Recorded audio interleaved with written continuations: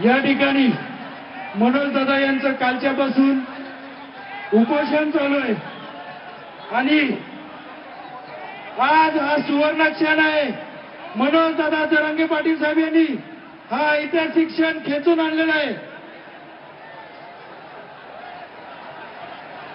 आणि आपण ज्या आपल्या मागण्या होत्या त्यांचं मागणी पत्र हे या ठिकाणी सन्माननीय मुख्यमंत्री एकनाथ शिंदे साहेब मनोज दादा जरांगे पाटील साहेब यांना देत आहेत। हा खरा सुवर्ण क्षण आहे।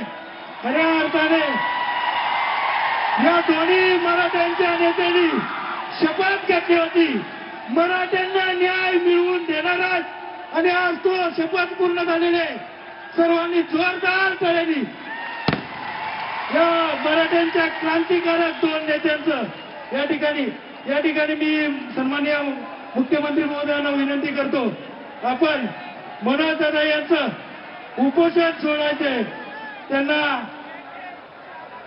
सरबत ज्यूस देऊन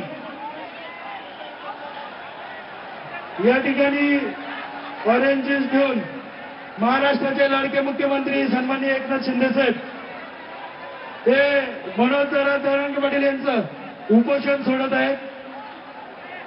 स्टेजची गर्दी खाली करा।